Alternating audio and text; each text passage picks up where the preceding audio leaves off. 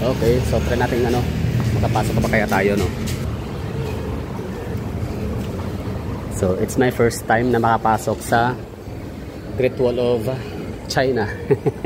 Great Wall Trading dito sa may Chinatown na. Bagong bukas lang to dito.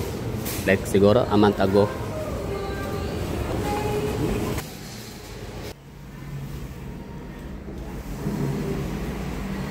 Okay. So, ano na to, no? Ground floor, second floor, tapos ano tong mezzanine.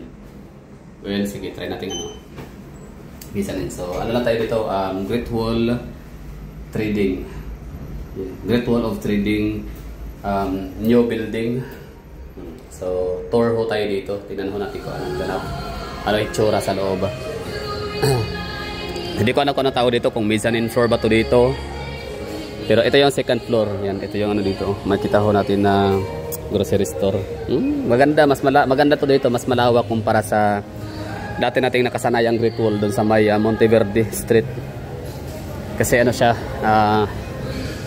mas air condition to dito. Di hamak na, mas maganda tignan, mas organized.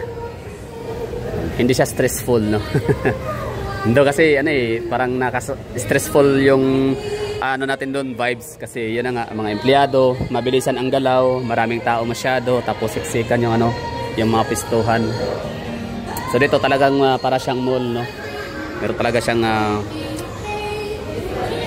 meron silang dining area. So doon sa Great Wall Trading sa may ano, sa may Monteverde Street, walang ganito. So ito siya mas maganda, mas astig, di ba, mas the best. Iba talaga mga Chinese gumawa, no? Panigurado ito mga taga Davao, hindi nila alam na meron ng hindi lahat, no, ay alam na meron nang nagbubukas dito na panibagong gusali na Great Wall Trading, no. So di ko alam kung yung sa may Monteverde is still ongoing pa rin yung ano nila, yung kanilang function, yung operation, pero baka nilipat na dito, di ko alam, no.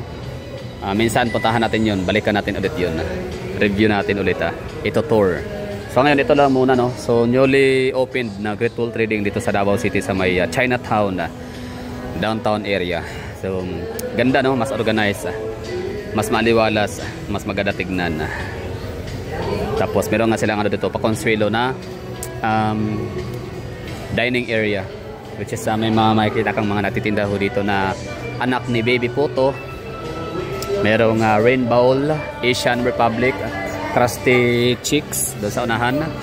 Yan o, Krusty Chick, Asian Republic, Rainbow. Tapos ito naman na area ay Taco Bay or Taco Boy or Taco Bay. Yan, tapos sa unahan naman ay Master Shumai and Waffle Time, tsaka Santino's Pizza, na hindi ko na siya afford bilhin, no. Kasi kung mag Santino's Pizza man ako, mag ano na lang, mag Greenwich na lang. Mahal na, no? 38, dati 28 lang yun eh.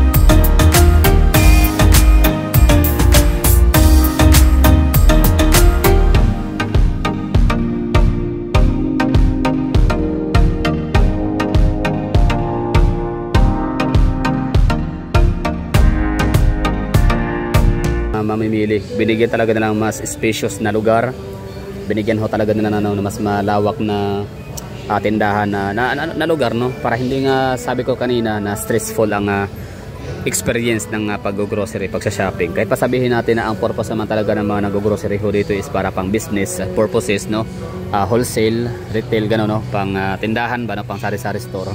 Pero syempre, deserve din naman talaga ng mga shoppers, ng mga customers na habang nag-grocery, nag-hoard, di ba? Habang namimili, makaka-experience sila ng ng maaliwalas, di ba?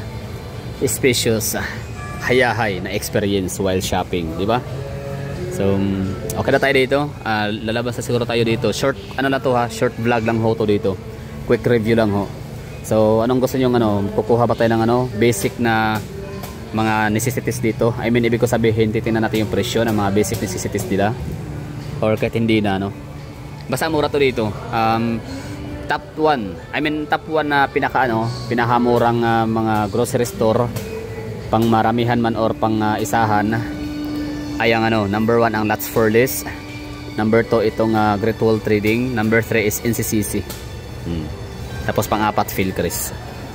Mas mahal pala ang Philcris. So di hamak na mas recommended natin ang Lots for Less and itong Great Wall Trading. Okay, so baba na tayo dito.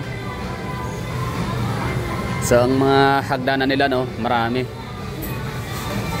marami silang hagdanan. Pero meron din silang elevator. Kita nyo naman, sumakay tayo kanina. So itong Great Wall Trading is Davao lang talaga to. Ibig sabihin Davao base. Di ko alam kung meron na bang mga Great Wall Trading branches outside Davao. Kung meron ba sila sa Tagum City, Digos, Jensan, CDO, Bukidnon, Agusan. Pero parang mas maganda dito dadaan sa kabila. May hagdanan para ma-explore ho talaga natin yung bawat sulok ng Great Wall Trading dito sa may Chinatown. Parang mayroon din silang CR dito. Yun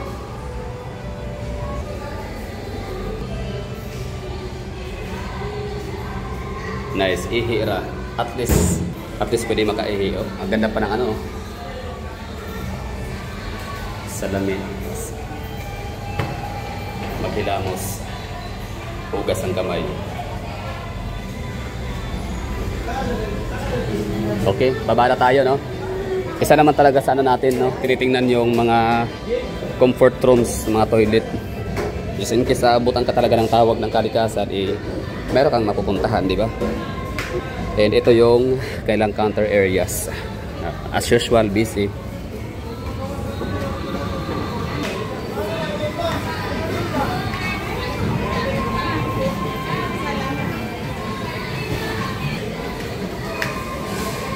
Customer service.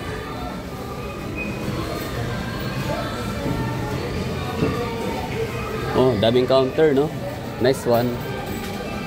Mas maganda talaga to dito kumpara dun sa kabila, sa Monteverde Street.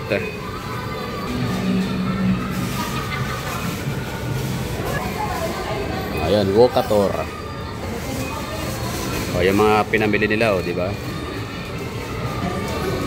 Pinaslide na lang. Tsaka meron silang parking space. Parang dalawa yata. Merong basement tsaka dito, ground floor.